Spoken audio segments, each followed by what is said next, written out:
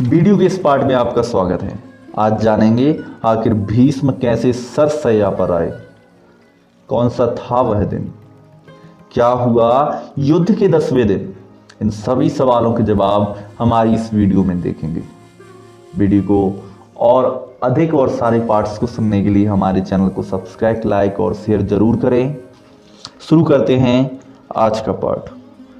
युद्ध का 10वां दिन शुरू हो चुका था। आज पांडवों ने शिखंडी को आगे किया, आगे आगे शिखंडी और उसके पीछे अर्जुन।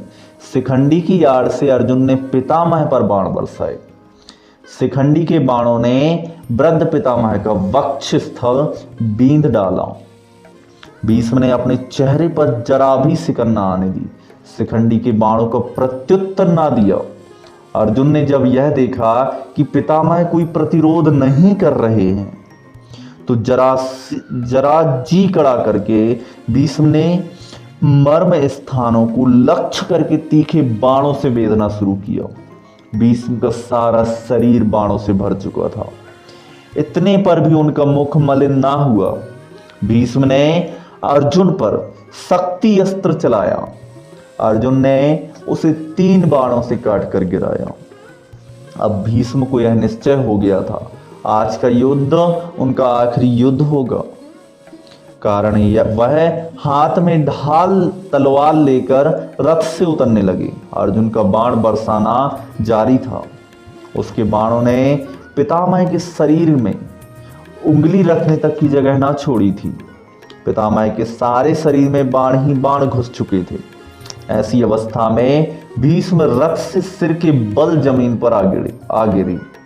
भीष्म गिर गए तो लेकिन उनका शरीर भूमि से नहीं लगा।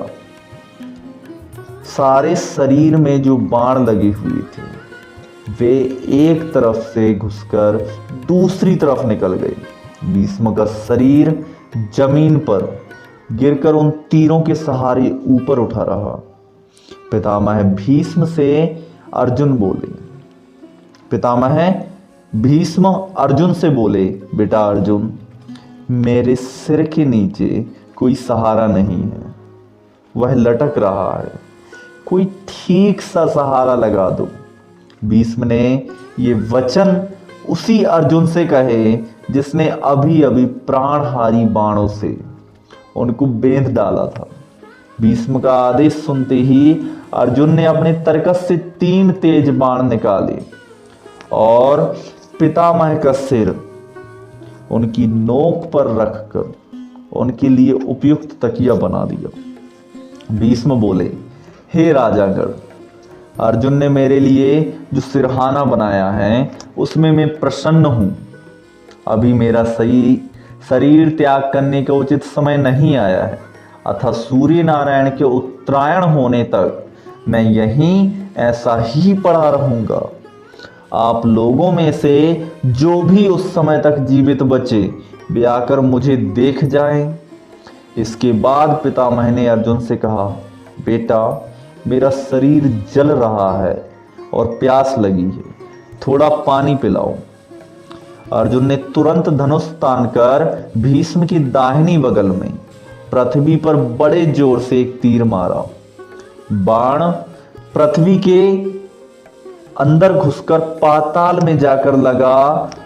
उसी क्षण उस स्थल से जल का एक सोता फूट निकला और भीष्म पितामह ने अमृत के समान मधुर और शीतल जल पीकर अपनी प्यास बुझाई। वह बहुत ही खुश और प्रसन्न दिखाई दिए। जब कर्ण को यह पता चला भीष्म पितामह घायल होकर रण क्षेत्र में पड़े हैं तो वह उनके पास गए और प्रणाम करके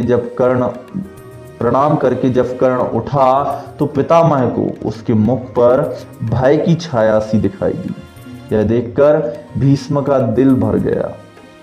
शरीर पर लगे हुए बाणों से होने वाले कष्ट को दबाकर बोले, बेटा तुम राधा के पुत्र नहीं हो, कुंती के पुत्र हो। सूर्य पुत्र, मैंने तुमसे कभी द्वेष नहीं किया, अकारण ही तुमने पांडवों से बैर रखा। इसी कारण तुम्हारे प्रति मेरा मन मलिन था। तुम्हारी दानवीरता शत्रुता से मैं भली भांति परिचित हूं। इसमें कोई संदेह नहीं कि वीरता में तुम कृष्ण और अर्जुन की बराबरी कर सकते हो। तुम पांडवों के ज्येष्ठ हो, इस कारण तुम्हारा कर्तव्य है कि तुम उनसे मित्रता कर लो। मेरी यही इच्छा है, युद्ध में मेरे सेनापतित्व के साथ ही पांडवों के प्रति तुम्हारे बैर भाव का आज ही अंत हो जाए। यह सुनकर कर्ण बड़ी विनम्रता के साथ बोले, पितामह, मैं जानता हूं मैं कुंती का पुत्र हूं, लेकिन यह भी मुझे मालूम है कि मैं सूत पुत्र नहीं हूं। लेकिन यह बात मुझसे नहीं हो सकती कि अब मैं दुर्योधन का साथ छोड़ दूं, उनके शत्रुओं से जा मिलूं। मेरा कर्तव्य यही है, दुर्योधन के ही पक्ष में रहकर युद्ध करूं। कृपया मुझे इस बात की अनुमति दें कि मैं दुर्योधन की तरफ से लड़ूं। मैंने जो कुछ किया या कहा है उसमें जितने दोष हों उसके लिए मुझे क्षमा कर दें।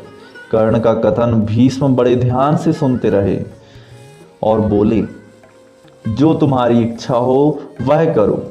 भीष्म पितामह से आशीष पाकर कर्ण प्रसन्न हुए और रथ पर चढ़कर युद्ध क्षेत्र में जा पहुंचे। कर्ण को देखते ही दुर्योधन आनंद के मारे फूल उठा। भीष्म के विछोह का जो दुख उसके लिए दुस्सह प्रतीत हो रहा था, अब कर्ण के आ जाने पर किसी तरह भूल जाना उसके लिए संभव मालूम होने लगा। दुर्योधन और कर्ण इस बारे में सोच विचार करने लगे कि अब सेनापति किसे बनाया जाए। रीति से द्रोणाचार्य का सेनापति पद पर अभिषेक हुआ। द्रोणाचार्य ने 5 दिन तक कौरवों की सेना का संचालन किया और घोर युद्ध किया। यद्यपि अवस्था में वह बूढ़े थे, फिर भी सात्विक, भीम, अर्जुन, धृष्टद्युम्न, अभिमन्यु, द्रुपद, काशीराज आदि सुविख्यात वीरों के विरुद्ध द्रोणाचार्य अकेले ही भिड़ जाते थे, एक एक को खदेड़ देते थे। 5 दिनों तक उनके हाथों पांडवों की सेना को बहुत सताया गया। आचार्य द्रोण ने पांडव सेना की नाक में दम कर दिया। द्रोणाचार्य के सेनापतित्व ग्रहण करने के बाद दुर्योधन, कर्ण और दुशासन तीनों ने आपस में सलाह करके एक योजना बनाई। उसके अनुसार दुर्योधन आचार्य के पास जाकर बोले, आचार्य, किसी भी उपाय से आप युधिष्ठिर को जीवित ही पकड़कर हमारे हवाले कर दें, यह बड़ा ही उत्तम होगा। दुर्योधन का उद्देश्य तो कुछ और ही था। दुर्योधन को यह भी पता चल गया था कि युधिष्ठिर का वध करने से कोई लाभ नहीं हो सकता। इसके विपरीत यदि युधिष्ठिर को जीवित पकड़ लिया जाए तो युद्ध भी शीघ्र बंद हो जाएगा और जीत भी कौरवों की हो जाएगी। थोड़ा राज्य युधिष्ठिर को देने का बहाना करना होगा, सुबह कर देंगे, बाद में फिर जुआ खेलकर सहज ही उसे वापस छीन लेंगे। इन्हीं सब विचारों से प्रेरित होकर दुर्योधन ने द्रोणाचार्य से युधिष्ठिर को जीवित पकड़ लाने का अनुरोध किया। लेकिन द्रोण को जब दुर्योधन के असली उद्देश्य का पता चला तो वह बहुत उदास हो गए। मन में दुर्योधन के प्रति तीव्र घृणा उत्पन्न हो गई। मन ही मन सोचने लगे और संतोष करने लगे, युधिष्ठिर के प्राण ना लेने का कोई ना कोई बहाना तो मिल ही गया। पांडव तो द्रोणाचार्य को अद्वितीय शूरता और शस्त्र विद्या के अनुपम ज्ञान से भली भांति परिचित थे। अतः जब सुना कि द्रोणाचार्य ने युधिष्ठिर को पकड़ने का निश्चय ही नहीं किया बल्कि प्रतिज्ञा भी की है, तो वे भयभीत हो गए। सबको यही चिंता रहने लगी कि किसी भी तरह युधिष्ठिर की रक्षा का पूरा प्रबंध किया जाए। द्रोण ने अपने सारथी को आज्ञा दी कि रथ को उस ओर ले जाओ जिधर युधिष्ठिर युद्ध कर रहे हैं। युधिष्ठिर संभले इससे पहले कि द्रोणाचार्य बेग से उनके निकट आ पहुंचे। दृष्ट तुमने 1000 चेष्टा की परंतु वह द्रोण को नहीं रोक पाए। युधिष्ठिर पकड़े गए कि चिल्लाहट से सारा कुरुक्षेत्र गूंज उठा।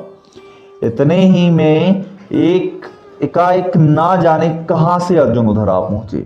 अर्जुन ने गांडीव से बाणों की ऐसी अविरल बौछार की कि कोई देख ही नहीं पाता था कि कब बाण धनुष पर चढ़ते और कब छूटते थे।